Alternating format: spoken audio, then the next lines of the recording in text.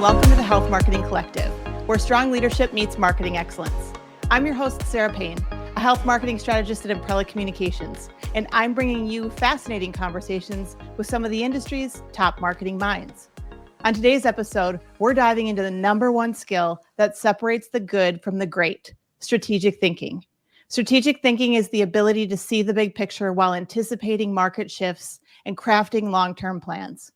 To innovate, we all must think strategically. But it's not just about having the vision, but having the courage and the discipline to execute it. It's about turning those big, bold ideas into reality and cultivating a team that's prepared for the future. Today, I'm honored to have a true expert in the house, a strategic thinking coach who's helped countless leaders sharpen their own strategic minds and empower their teams. We'll uncover the secrets to fostering a culture of strategic thinking within your own marketing team. Our guest is Mary Rapaport, a strategic thinking coach and trainer with over 25 years of experience in B2B marketing transformation, encompassing brand strategy, launch strategy, and organizational design. With a proven track record in building transformative learning experiences, Mary empowers teams to navigate complexity with clarity, and she's on a mission to democratize strategic thinking at every level. I'm honored to have you with me for this episode today, Mary. Welcome. Thank you so much. This is exciting. It is exciting. This is an important topic, I believe, for leaders in all organizations and all departments, but marketing for sure. So let's start there. Let's start by defining strategic thinking and what it means in the context of marketing. Well, strategic thinking is a term that's often used in a lot of different ways. And I'll say that I've heard it used in a lot of unusual ways. And when I talk about strategic thinking, the very first thing I do is I ground it. What are we talking about here? What really is it? And I would say there's some key characteristics that a strategic mindset or strategic thinking has. First of all, it's future focused. So there is some aspect of not thinking only about the present, not being focused on what's in front of you, but looking at that longer range horizon. In context with that, it's really developing a holistic perspective on where you are.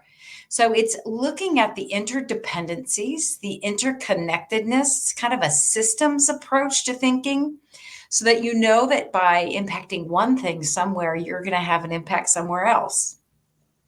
Great strategic thinking also is a perspective where you're bringing in external data. So it's not an insular view of where you are or what the organization thinks or what the team thinks. It's knowing enough to know that you don't know everything and that there's some point of view, data, information, the landscape of things that's external to what you're thinking about, that has that in it. And then finally, it's adaptable. You can't come to the most brilliant conclusion and then see conditions change and continue to think it's strategic view if something's changed there too. You really have to be able to adapt and plan for that. So I guess that's how I really like to define strategic thinking in that way. It's a great definition. And I'm glad we started there because, to your point, it is used in so many ways and probably maybe misused or misinterpreted in terms of what it actually is. I loved your point about bringing in the external data and perspective, because I think particularly as leaders, we may think that we do strategic thinking really well. And maybe we do, but we could all benefit from that external perspective to really push us and get us to see what we might be overlooking or challenge us and how we need to be thinking differently. Oh, yeah, for sure. And how easy is it to say, hey, we've seen this problem before. We know how to solve it. Oh, I've done this already. Or, oh, this reminds me of something that I've encountered in the past. Let me just jump in and solve it. And so being able to say, let's just take a pause and challenge our own perspectives and get some external view, that really generally helps elevate the quality of conversation and generally the output. So very important. What's your view, Mary, on the current state of strategic thinking in the workplace, just in general? Do we as a culture and a society have sort of that workplace environment that encourages strategic thinking? And what are the factors that have contributed to the current state? Well, the good news is that universally, everyone believes it's important and everyone talks about it being something that is really important to be successful. So that's the good news. The more disappointing news is that we are in an execution culture. Mm, Our business environment, it does anything except enable us to step into a strategic mindset or frankly even pause to think. We're rewarded by cranking out our task list. We're rewarded by systems that are inherent in the business, things like things that have historically really driven us to see the workplace as an assembly line. There are so many historic business movements that have moved the economy forward, moved technology forward, moved business forward that have caused us to adopt things that maybe were meant for the manufacturing floor, but bringing those into the office and working and thinking in segments and in tasks and in discrete events and very future, not future focused, but very present focused on what do we have to do today, that has really just sucked the life out of people's ability to even remember that what they're there to do is to think better, and their contributions that come through thinking really help emphasize business performance. In particular, marketing, I think marketing has suffered quite a bit from this sort of treadmill transactional mindset. I don't think we ever intended this to happen, but when we began to really advance digital marketing, it was great for so many reasons, and it just blew the doors off of what was possible. But at the same time, the discipline around doing that really well required a very specific and focused view on a discrete set of activities and the analysis that comes from that and the optimization of a particular small, very focused initiative. And I think what I've observed is that organizations have tended to elevate that, prioritize that, and have in some ways lost a little of the connection around the biggest picture and the thinking that comes from, okay, what are we trying to do here? What's the business need from us? And how do we really contribute in multiple ways? And so I think there's a lot of reasons in the recent history that marketing is especially challenged to remember to step into that strategic mindset. Yeah, I think you're really spot on with that, Mary. I think we've been given a gift to be able to have more data finally, right? To be able to see attribution and, see ROI, but at the detriment, right, of this longer view or bigger picture where we tend to be looking more at the 30-day or even 90-day cycle versus that sort of what does this mean and how is this going to drive us? What are the decisions we need to make and the considerations we need to have in the longer view to make sure that what we're doing today is still going to make sense for the organization? All great to have, but in the right balance. Yeah, it's a little bit like be careful what you wish for. Like there was a big pressure to produce data, produce evidence, produce metrics. Now we have that. The question is, what kind of questions are we asking about from that data or with that data? And how is that pushing our understanding of marketing as a system, of the business as a holistic system, and the role that marketing plays in helping it achieve its goal? The other thing that's really happened is I've seen over the last decade or so, in particular with publicly held organizations that need to make shareholder promises on a regular basis, you tend to start focusing on that quarter. You tend to start doing whatever you promised. It's a checklist. We got to get this done. And so that leaves that longer range view sort of to sit as a luxury versus bringing that to the forefront to know, that's your role in the organization, is to be the thinkers. The other thing that's really compounded this issue is that I've seen marketing, because of these shareholder short-term commitments. When companies don't make that commitment and they're missing their mark, what can happen is marketing's kind of like an ATM, like, oh, there's some budget. Oh, we cannot spend this. Oh, we can reduce staff there. Yes. I mean, we saw that decades ago and during the Great Recession, and all the marketing teams and many other functions were just decimated. And organizations saw like, hey, you know what? We didn't die. This didn't kill us. So we now can do this whenever we feel like we need to. And what happens is that they take the most strategic, most senior people typically out of the organization first, because they're also the most expensive. And what you're left with is a team that's really awesome at keeping the wheels on the bus, keeping things moving, keeping things going. And then they look around and say, well, why isn't there more from this? Where's the big thinking? Where's the innovation? Where's the big ideas? So there's been if you're feeling like you're not using your mind, if you're feeling like you're not able to step into a strategic mindset, there are plenty of reasons why it's not your fault and why there's a lot of pressure that you really have to resist and overcome to be able to deliver the gifts you've got.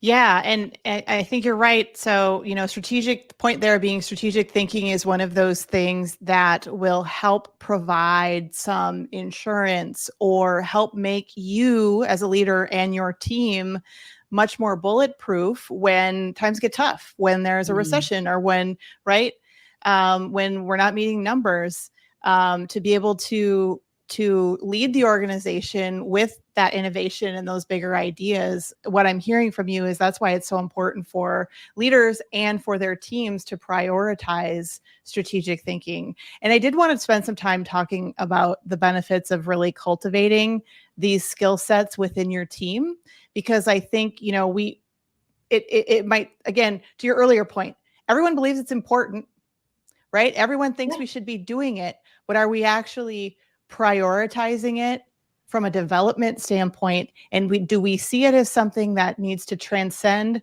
the leaders within the organization and, theoretically go through the entire marketing department, right? That everyone on that team should be empowered to think strategically and have the training and the skill sets in order to do it, to know how to ask themselves, to your earlier point, the right questions, to be focused on the right things. So let's talk a little bit more about some of the benefits around prioritizing this.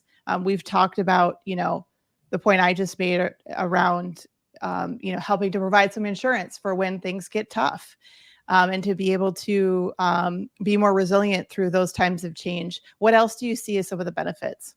Well, I think traditionally, real industry has looked to marketing to be that guidance, that strategic view. So first of all, if you're not, what are you doing? Do you understand the role that marketing really essentially needs to play to help enable the organization to achieve its goals?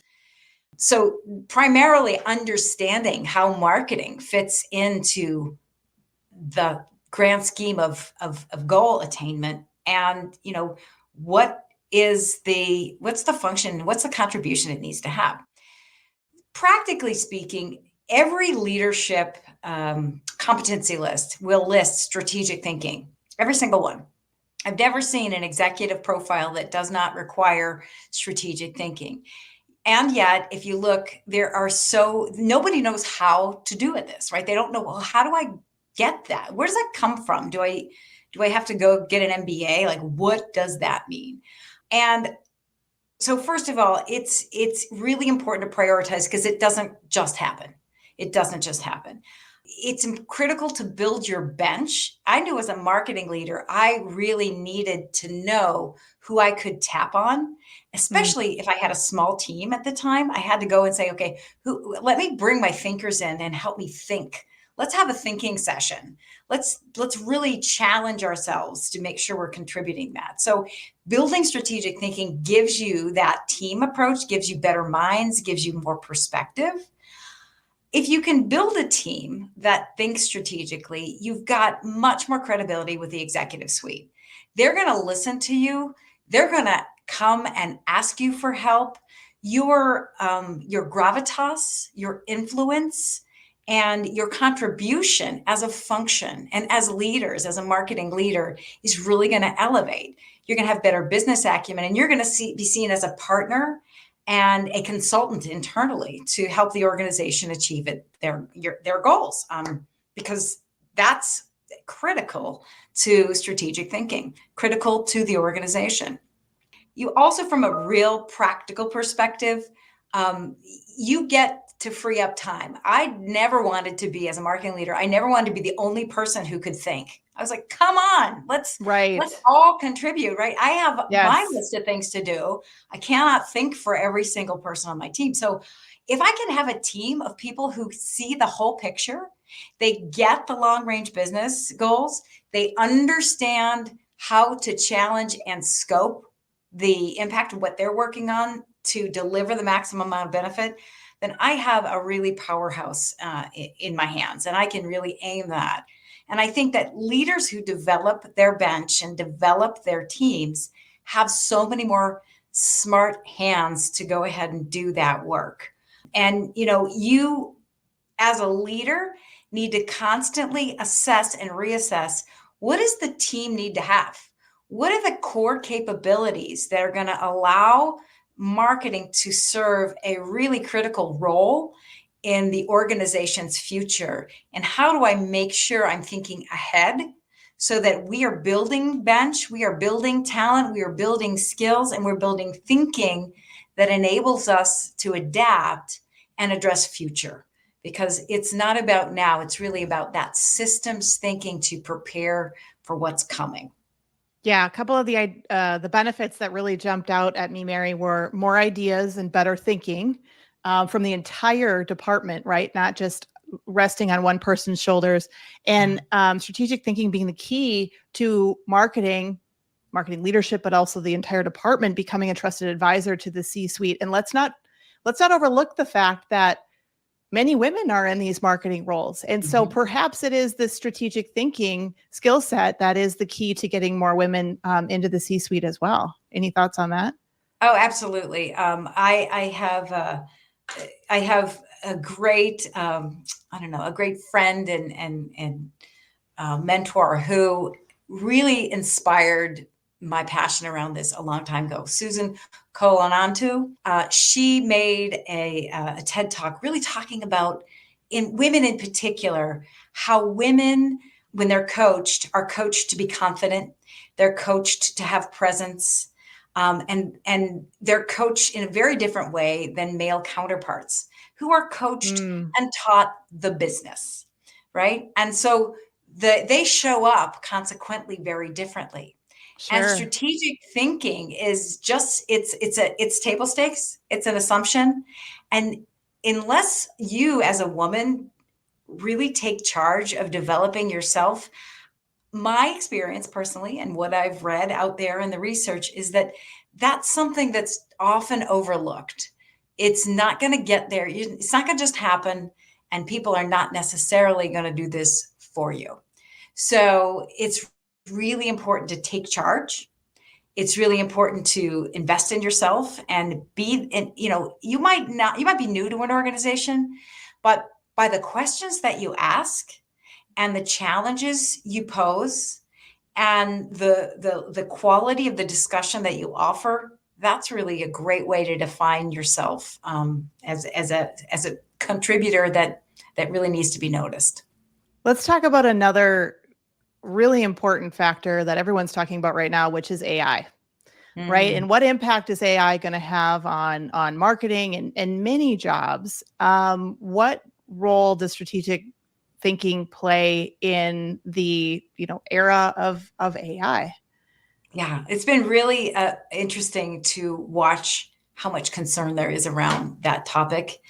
And I think that it is no different than the invention of the cotton gin or the printing press, or, all of those really historically transformational disruptions in technology.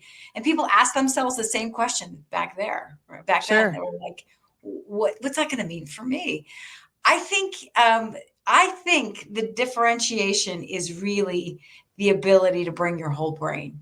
It's how do you use these tools, and when are these tools going to solve a problem, and when do they fall short? I happen to love to use those tools. I think they really have they've taken time from me doing A, things I'm not great at, B, things that don't add an incredible amount of value, and have allowed me to spend the time on the things that I excel at and the things that only I can do. And I think if people can think about how to leverage AI to maximize their superpowers and to minimize the things that they don't want to do or don't do well, I think that is the best way to embrace it. And so that for strategic thinking, that means, hey, you better work on this, right? Because your contribution, if you're a doer, or if you're feeling threatened by what AI is doing, and the fact that it may displace or take something away from you, chances are you need to up your game and be more thoughtful and bring your intelligence and bring your experience and your point of view to your work. And so I think it's actually great. I think it's only going to make us better thinkers. And it's going to mean that the tasky stuff, that'll go away. The sort of checklist kind of thinking, you don't need to do that. It really gives me the space to do my best thinking. I don't worry about it. I don't worry about that at all. Yeah, no, I think that's good advice for sure that, as we continue to adopt AI, strategic thinking will only become more important, right? That's going to be the level of thinking that AI isn't always going to be able to do. We're going to maybe have access to more information, more data, but to your earlier point about digital marketing, what are we going to do with that? Right? AI isn't going to know the right decision for that organization in that right moment. And that's going to be upon those that possess those strategic, really good strategic thinking skill sets. What about job satisfaction, Mary, when we talk about cultivating, fostering, developing strategic thinking skill sets within your team, not just for you as a leader, but within your marketing organization? Have you seen in your work, coaching and training other organizations, any impact on job satisfaction relative to that? Totally. I talk to so many leaders in these workshops that I do to build strategic thinking and a strategic mindset. And what resonates the most with them is this notion is that they went into the workforce and they wake up every day really hoping to contribute in a whole different way than they seem to be asked to contribute today. The thinking, the creativity, the ideation, the what ifs, the really looking at the role that they play or the organization they're in as a whole, as a connected organism. That's what people long to do. And I think what's happened in the workforce is that we have created such a chasm between those who will think and those who will do. But we still expect to tap you on the shoulder and invite you into the group that will think. And there's no way to know, how does that happen? How do I get tapped? How do I get noticed? What does that look like? And why can't I feel like I'm pretty smart and I went to school and I think I could contribute. That chasm is really, I think, a key factor in driving disengagement and that quiet quitting and that job hopping. It's because people are like, well, I do a list of tasks and I do them really well and I'm really effective and I got a great attitude. I can do that anywhere. So I may as well pick up myself and put myself into, the conditions that maybe better suit me. Maybe it's a better hours or a more fun environment, or maybe I want to do it over here. And so if you're not engaging your teams in developing strategic thinking and asking them to think, you're just really inviting them to see themselves as an interchangeable cog, and they will interchange. Yeah. They will leave. Absolutely. Yeah. Absolutely. I mean, what I'm hearing here, I think it's really great advice, is we have to give our employees permission to play, right? We Mm. have to give them permission, because if we've created this job description, this role, this team environment where you get the gold star for completing, to your earlier point, completing the tasks, doing the Mhm. reporting, hitting the metrics, then you're going through the motions on that, and the organization hasn't told you, we want more, right? Yeah. We want you to use your imagination. We want Mhm. you to ask what if more often, as you said. That's where the excitement is, right? There's a reason why, as children, we love imaginary play, right? Because we want to step outside and try something different Yeah. than, life inside of this box. And so I really love the way you framed that. And I think it's really important to think about, as leaders, that we are Mm. actually giving them, carving out permission to step Yeah. into that role. We have to be able to carve it out. We have to, and give them that permission. We have to enable the time, give them the time for it. And then we have to teach them how to do it, to your point too, because where else are you going to get those skill Yeah. sets? If you haven't been traditionally or in recent years asked to do that, how are you going to cultivate that thinking when you are tapped on the shoulder and invited into the room? Yeah, absolutely true. Absolutely true. There's a big cost, and what you'll see if you're wondering like, oh, is my team thinking strategically enough? You can look for signs to say, we're not playing at the level we should. Like, maybe your meetings are very tactical, very action. Like, okay, let's take a look at the actions. Is everybody, check Mm, off the list? Did you do this? And that's really all you discuss. Or maybe you go into problem solving before really thoroughly exploring a challenge or an issue that's come up, or taking a look at maybe a root cause. If your team is not curious, that's a big warning sign. If they don't ask you why, or mm, how is it that things are not, what are some of the barriers, or what is the, what are we trying to accomplish here? If they're lacking curiosity about how the company's doing, or curiosity about why are you prioritizing this over something else, chances are you also have an issue where they're not bringing new thinking, no new ideas. And I'm going to guess the credibility in the organization for those individuals is probably pretty low. They're not going to get access to the thought leaders in the organization, and it's not going to allow you to do your best work as a marketing leader. yeah, absolutely. And this is, I think, been threaded throughout the conversation so far, but strategic thinking is important for every level of the organization, correct? Oh, absolutely, absolutely. It's not like the star you get after you've accomplished all your things. It's not, oh, well, only a few of us get to think, and the rest of you, good luck. We hope you'll get here someday. No, it has to come at every level all the time.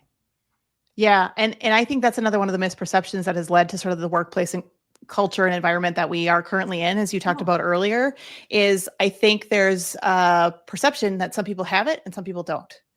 Right. mm, And what you're saying is that no, actually, it can and should be taught and encouraged if you really truly want your organization to realize its true potential, disruption, innovation, creativity, whatever those words are as an organization that you value, then absolutely it does need to be prioritized. yeah, it's a muscle and a mindset. It's those two things. It's a mindset, which means you are inviting that the conditions of challenge, of questions, of what ifs, of wondering, of positivity and future, possibilities. You're creating those conditions so that someone can have that aha moment and is invited to even have a silly moment. And it's a muscle, because if you don't use this, if you don't invite your people to build this muscle, it'll atrophy. It'll be like, well, Mm, that's not my job. That's your job to figure this out. Or, well, I just do what they tell me, and I'll wait till they tell me what the answer is.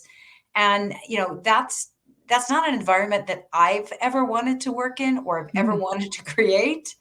And I don't think it's an environment that really maximizes the value that marketing can deliver to the organization. So I Yeah, believe you can absolutely. cultivate it, and should, at every single level.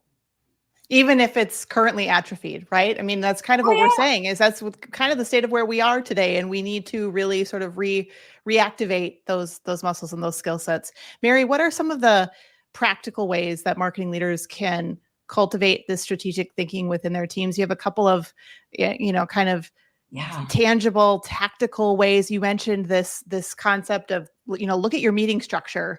Are you allowing time? Like, give some examples like that would be something that would be actionable for folks. Yeah. Well, first of all, take a moment and really see it as a development initiative. It Mm, won't just happen. It doesn't just happen. There's a lot of research that says it just will never happen. So be mindful if you're doing this on behalf of your team and you want to create these conditions or develop someone, note that I'm going to develop their strategic mindset and their strategic muscle. So that's a start. Just know what that goal is. I would say you can give stretch assignments, but you can't just assign the stretch assignments. You've got to come back and coach them. What do mm, you observe? What did that mean for you? What questions did that situation arise? Coach them in the assignments that you're giving them. Help them observe somebody who is really strategic, engage. I've had people just, in meetings and they come back afterwards and I don't want to pat myself on the back, but like, you ask questions I would have never thought about. You made points and they were very respectful, but I would have never thought about that. I would have just kind of gone in with the flow. So model the behavior if you feel mm. like you've got a really good strategic presence. And if not, match that person with someone who does. Always debrief. If you're doing, maybe you can do silly things like you can go do an escape room as a team building, but take the time afterward to say, okay, let's debrief. We had strategies that showed up in that situation. What was going on in your mind when you did this? Or I noticed, Bob, that when you saw an obstacle, you did this thing and that invited other people in. Tell me how you came there. So those are great activities, but they require, that's what I mean, like that super mindset to look down and think about what's my job here as a leader? What can I do to help that person recognize the behavior? A lot of what I teach and I coach is that muscle recognition. Like when you flex your thigh, like you know it, right? Like, oh, look, Yeah. feel that. It's the same thing. Did you notice? And did you notice the Mm. impact? And what was different? So that you can come in, you can learn to put yourself in that strategic mindset. So those are some things that really, really come to mind. Yeah, no, those are really, really great tips. And I suspect folks are you're going to get a lot of wheels turning with this conversation. Folks are going to they're going to be hungry for learning more and figuring this out. Before we sign off, you ready for a quick fire with me here, Mary? I Let's have do 4 it. questions for you. Let's do it. Okay, what's the best piece of advice you've ever received? Best piece of advice I ever received. It's not about you. Ooh, that's a good one. Almost everything. What is a common misperception about strategic thinking? That it's urgent or important, and those words are interchangeable. That if I say strategic, if I say it's strategic, what I really might mean is that it's urgent, or it's urgent to me, or it's really important. Those are not interchangeable words. Yeah. Mm, mm. Yes, yes. How do you stay current on your own professional development, Mary? Oh my gosh. I am fascinated with anything that challenges the way people think. I care about how people think. And so I am always out there looking for books or podcasts that just make me go, oh my God, I never thought about that. Or I was thinking about that completely the opposite way. I collect those. And often I'll use those in my workshops and say, hey, I bet you were thinking about this wrong too, or differently too. So I do a lot of that. That keeps me fresh and energized. I love it. And can you share a book that every strategic thinker should read? I have a list. I have a reading list, but there's 2 favorite ones. I can't. One's very, very new, and one's very, very old. The very, very new one is Think Like a Freak. And that is by the Mm. authors of the Freakonomics podcast. And Oh, yes. really just what they were doing was they were teaching people to think in that book. And it's easy to read. It's fun. It's playful. And it just made my wheels just turn so fast. The other is a very old book, which is Think and Grow Rich. Think and Grow Rich. And that is a book that it's written, I don't know, like in the 1900s, like early 1900s, when business was new and marketing was new. And every once in a while, I'll re-listen to that. You'll hear, I listen a lot, like I do audiobooks a lot. I'll listen to that and I will say, oh my gosh, so fundamental. Why did I think of that? Or why did I forget to do that? Or dang, this is like basic. Why did I not even remember that I should be doing these things? So I think those two are really, like, one is really leading edge and one brings me back to the center. Like, there are some really good basics that you have to remember to do to be successful. So those are two I'd recommend. Love it. Well, so much great advice today, Mary. I know I personally learned a lot today. Thank you so much for being here. How can our listeners get in touch with you? Well, I have a website. It's acceleratebiz, and I think that'll probably be in the notes because it's really hard to spell.